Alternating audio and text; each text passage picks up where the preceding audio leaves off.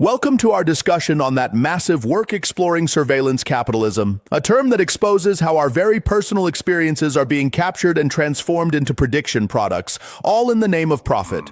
Right, it's fascinating and a bit unsettling how something that started with digital innovations like Google transforming search has evolved into a logic that almost seems to remake our relationship with privacy. Exactly. The book lays out how surveillance capitalism operates by claiming our raw human experience as free raw material while transforming it into behavioral data for economic gains. It's not just technology, it's a new market logic that has reshaped our social contract.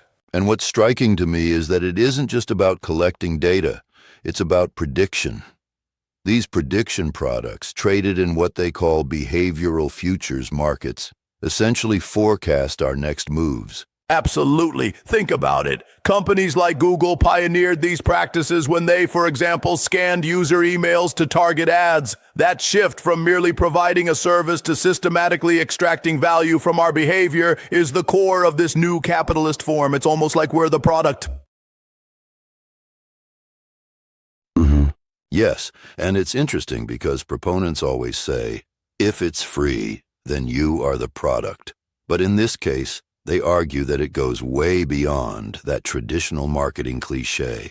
Right, it's not just that we're products, it's that our behaviors, our choices, and even our future decisions are being predicted and modified. Surveillance capitalism turns our data into a commodity that fuels instrumentarian power, where the aim is not merely to serve us, but to shape us to maximize profits. It's a kind of power that resembles a puppet master controlling us without us really knowing it. And I find that comparison so powerful. But don't you think there might be a nuance here?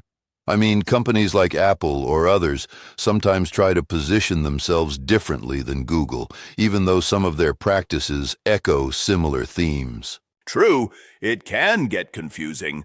The text draws an important distinction between what we call capitalism as it has traditionally operated and surveillance capitalism. For instance, Apple's approach with its iPod and lifestyle changes was seen as a kind of inversion, a promise of individualized consumption, whereas surveillance capitalism deliberately exploits that individualized behavior through data extraction. It's as if the digital realms promised freedom, but then turned that promise on its head. So then here's my question.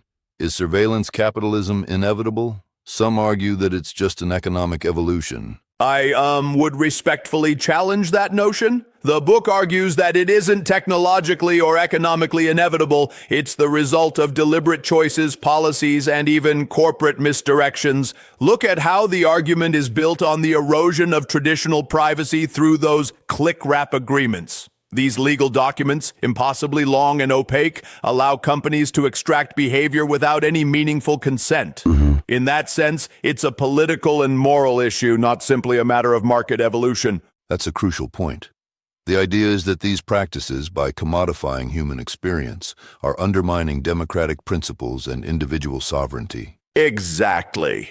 The text even introduces terms like the right to the future tense and the right to sanctuary, which encapsulate those deep moral losses. When our digital footprints are manipulated to such an extent, it's not just about privacy. It challenges our very ability to shape our own futures. It's about reclaiming the essence of what makes us human. And then there's the historical context, right? The book weaves in the story of industrial capitalism's evolution, from Ford's mass production to the modern digital public sphere, which itself was a transformation in how individual labor and consumption were connected. Yes, the analogy is robust. Just as mass production once revolutionized the economy, surveillance capitalism is reshaping how we understand value extraction. But instead of physical labor, it's our behavior that's being harvested and used to chase profit margins. It's like the digital world became the new battleground for power.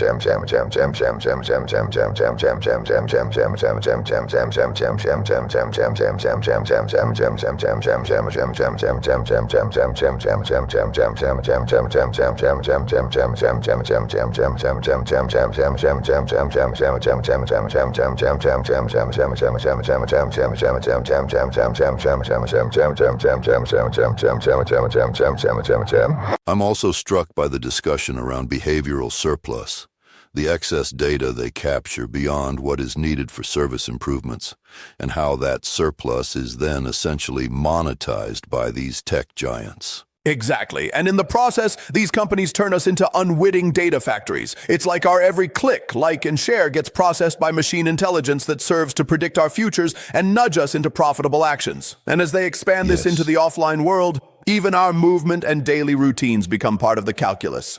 Right. From smart home devices, like the Nest thermostat that collects ambient data, to our movement in physical spaces, nothing is off limits.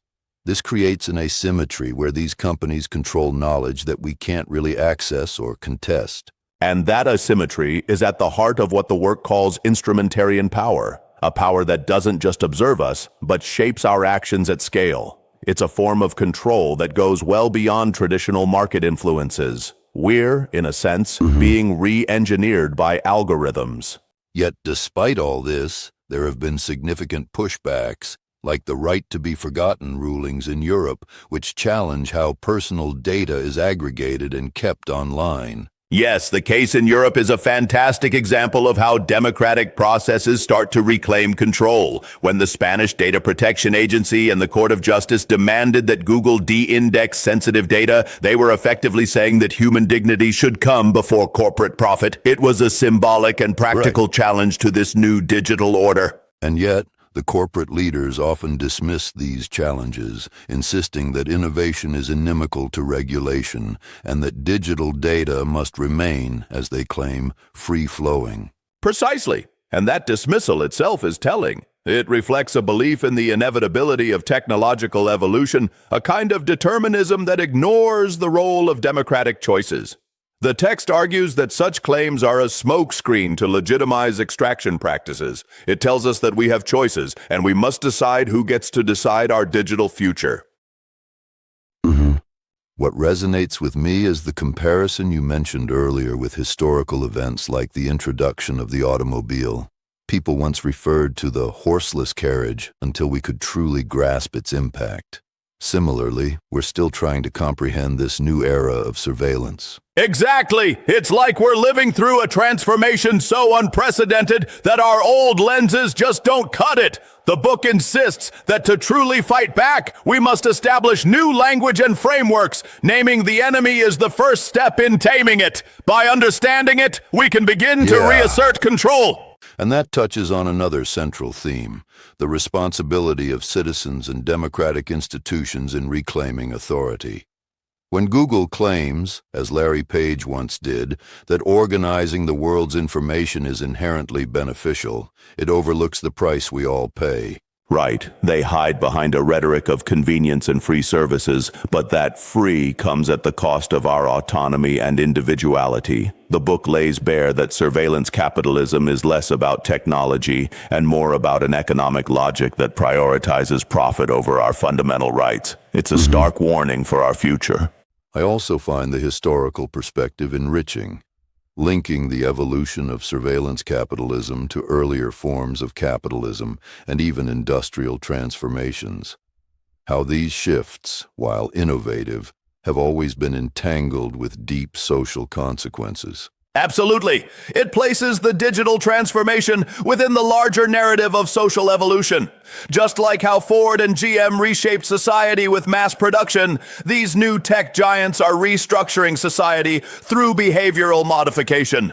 It isn't accidental. It's the result of specific choices made by both corporations and the regulatory structures, or lack thereof, governing them. It calls for a rethinking of our institutions. And that rethinking seems to be urgent because surveillance capitalism's reach extends into nearly all corners of our lives, online and offline. Indeed, its expansion challenges us to set new boundaries for what is acceptable in a democratic society. The implications are profound, from undermining privacy to, as we noted earlier, threatening the very notion of a human future by commodifying our behavioral data. It almost feels like a new frontier of power that we must contest. There's also that metaphor of closing doors, isn't there?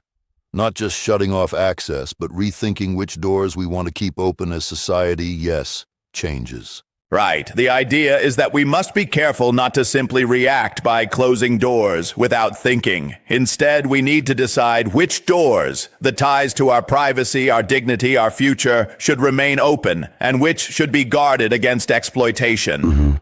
I find that incredibly thought-provoking because it suggests that we aren't merely victims in this process. Exactly, and that's the rallying cry of the book. If the digital future is to be our home, then we are the ones who must make it so. It's a call for democratic mobilization, for citizens to reclaim their sovereignty over their personal data and their destiny. Yet as much as it calls us to action, the power imbalance is staggering. The asymmetry of knowledge and power leaves us with little recourse unless we collectively push back through legal and societal means. True, and that's why examples like the right to be forgotten are pivotal. They show that even one of these giant systems, built on nearly impenetrable walls of technology and economic logic, can be challenged when democratic values are put at the forefront. It's a small crack in an otherwise solid facade, but a critical one. I'm left wondering, though, if corporations can pivot so efficiently by repurposing our data, how do we evolve our legal and political strategies in step with this rapid change?